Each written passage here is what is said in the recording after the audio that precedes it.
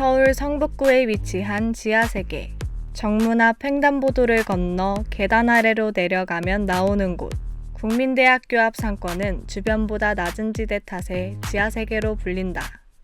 국민대에서도 가장 높은 지대에 있는 북악관 1층과의 높이 차이는 무려 아파트 11층. 지하세계의 거리 외관은 그야말로 지하세계에 온 듯한 느낌을 주는데 우리는 국민대의 대학가라고 할 수 있는 지하세계 거리를 구석구석 알아보았다.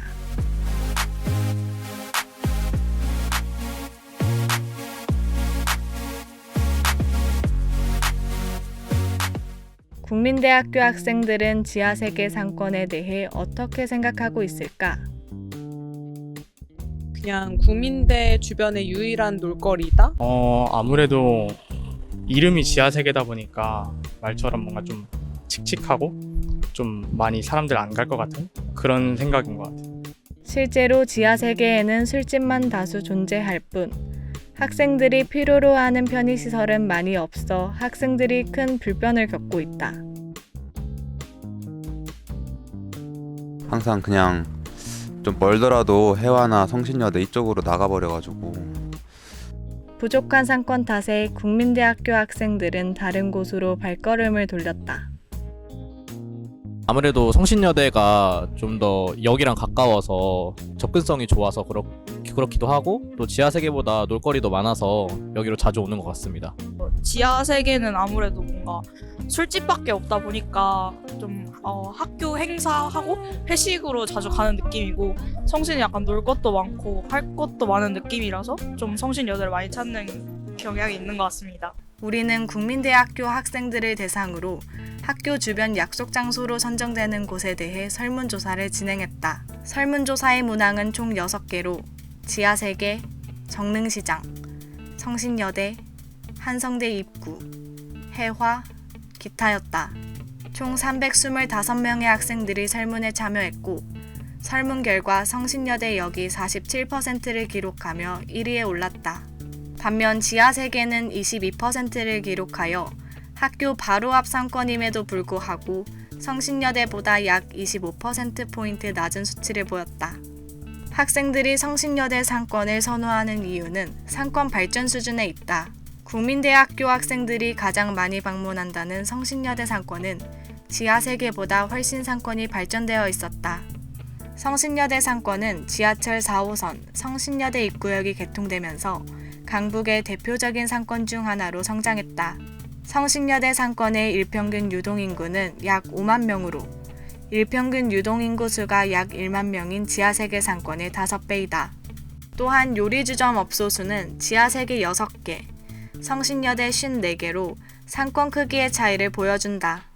특히 성신여대 상권은 대학가 상권이지만 유동인구의 나이가 10대, 20대 학생들부터 30대, 40대 직장인까지 그 범위가 커져 전형적인 대학가에서 성북구 종합상권으로 활성화되고 있다. 확실히 거리 외관만 봐도 다른 대학가에 비해 확연한 차이가 나는 지하세계. 학생들의 한탄은 대학생 익명 커뮤니티인 에브리타임에서도 계속됐다. 미용실 등의 편의시설 대신 술집밖에 없다는 글부터 위치가 너무 낙후되어 있다는 글, 우리 학교만 대학가 활성화가 제대로 되어 있지 않아 우울하다는 학생까지 찾아볼 수 있었다. 지금도 지하세계에 대한 학생들의 불만글은 끊임없이 올라오고 있다. 이러한 불만에도 몇몇 학생들은 갈 곳이 마땅치 않아 어쩔 수 없이 지하세계를 다시 찾게 된다고 말했다. 지하세계 말고는 다른 술집이 없기도 하고 국민대가 너무 구석진 곳에 있기도 하고 또 그렇다고 정릉시장까지 가기에는 너무 거리가 멀어서 평소에 친구들과 같이 지하세계를 많이 가는 것 같습니다. 사실 학교 근처에서 친구들끼리 빨리 간편하게 모이는 거는 지하세계가 제일 좋다고 생각을 해서 지하세계에 계속 가게 되는 것 같아요. 국민대학교에서 성신여대역까지 버스를 타고 간다면 약 30분이 걸린다. 출퇴근 시간 만원 버스로 가득한 국민대학교 앞 교통 상황을 고려한다면 어쩔 수 없이 지하세계로 향할 수밖에 없는 상황이다. 하지만 지하세계 상권 열악으로 인한 어려움이 학생들만 있는 것은 아니다. 우리는 현재 지하세계에서 가게를 운영 중인 상인분들의 이야기도 들어보았다. 딱 8월 15일이 10년 차. 그러니까 이 동네에서 거의 한 25년 정도 있었죠. 방학 중에는 아예 없죠. 여기는 좀 이렇게 계절을 타요. 여기는 대학교 앞이지만 방학이라는 게 뚜렷이 차이가 나거든요. 뭐 성신여대나 홍대처럼 방학을 하면 사람이 있지가 않아요. 여기는. 그래서 좀 문 닫은 가게들이 많아요. 장사 안 되잖아요. 그러면 2년 견디기 힘들어요. 2년이 계약이거든요. 여기는 들어왔다가 3년 이상 버티는 집들이 많이 없어요. 그래도 국민대 학생들이 90% 이상 다 국민대 학생들이에요. 방학하면 10%도 못 할 거예요. 그래서 이제 상인회를 만들었는데 작년에 지금 그래서 노력 중인데 앞으로는 좋아지지 않겠나. 상인들은 국민대학교 학생들밖에 오지 않는 지하 세계에서 장사하기란 쉽지 않다고 말했다. 부족한 인프라, 낮은 유동인구는 상권 열악의 지표이자 상권 개발의 걸림돌이다. 이러한 문제는 성북구 재개발 지연과 깊은 연관이 있다.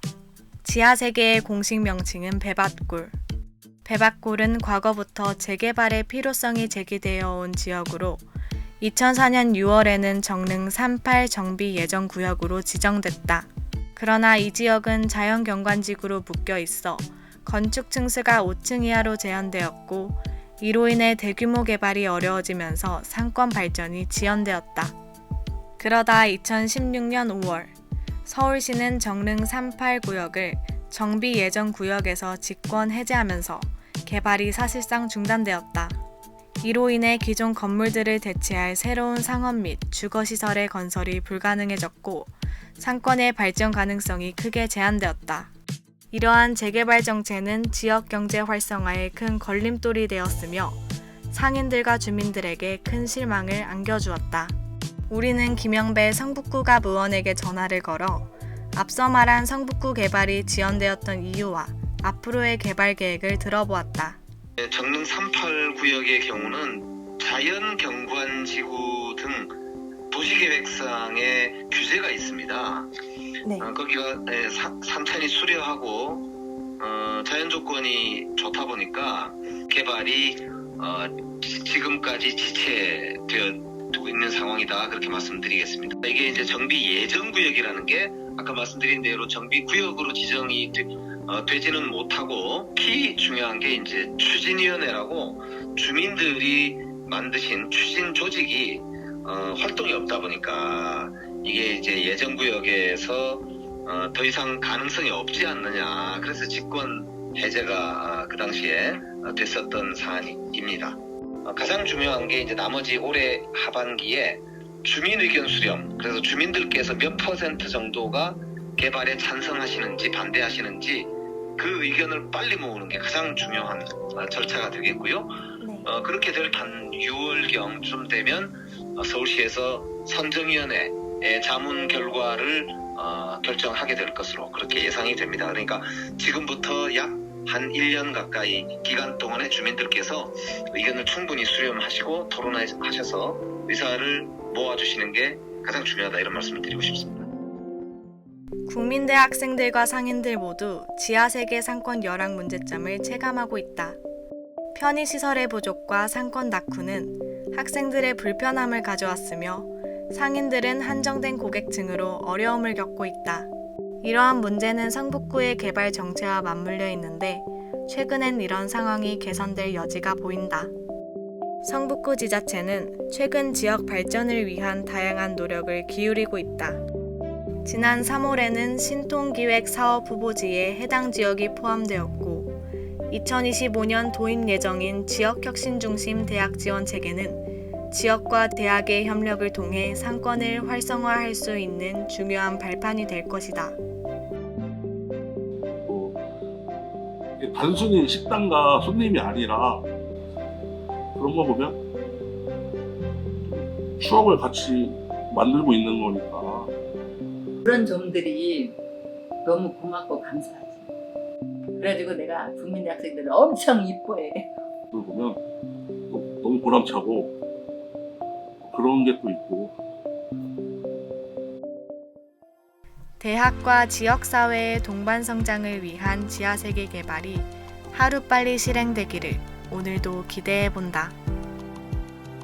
학생도, 상인도, 지자체도, 우리도 지하세계로